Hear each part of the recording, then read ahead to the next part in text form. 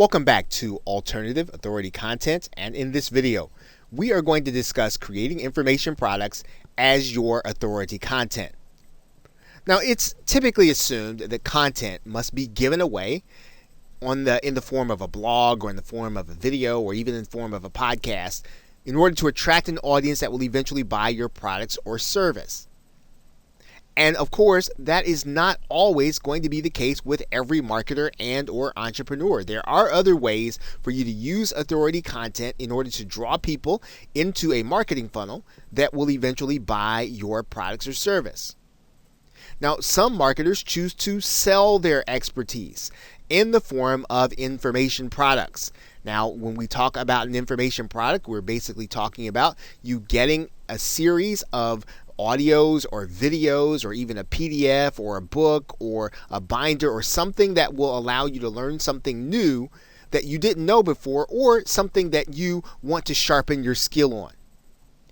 Now, the same PDFs, the same MP3s that we've been talking about, the same MP4s that we've been talking about, or even PDFs that we've been talking about with respect to the content creation process can be bundled together with similar themed content and then subsequently sold.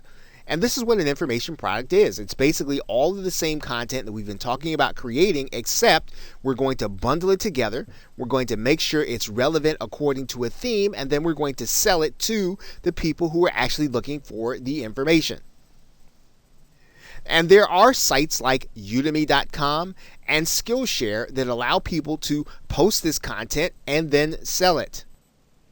Udemy is a place where anyone can actually take a course on anything that there is an instructor that has posted a course on here. And of course, not only can you learn, you can actually teach. So anything that you have a skill in or you like to teach, particularly in your area of expertise, you can literally place that information in the form of a course and have it available to people on Udemy in order to buy, and you can actually be paid in order to sell it.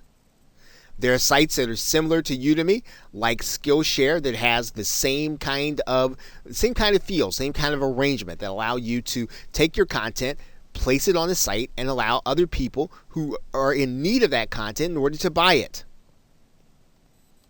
Now, what's most important about this process is that you are establishing that a person is willing to pay for content and that they're interested in your subject matter. So that means that if you can put together content that people are going to be interested in and you've determined and you've established that they are willing to pay, well, then you will then know that this is not going to be someone who's just interested in kicking the tires or just wasting your time as a prospect. They're actually willing to spend real money in order to either accomplish a goal or solve a problem, and they're likely going to be willing to at least evaluate whether or not your product or service is going to fit their needs.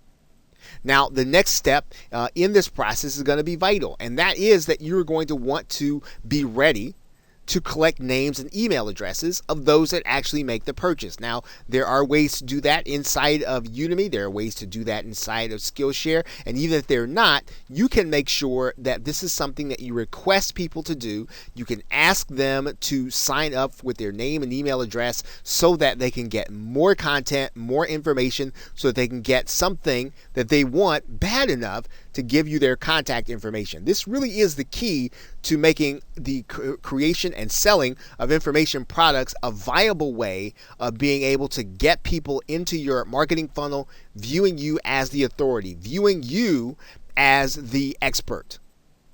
Okay, so with that, thanks, and I will see you in another video.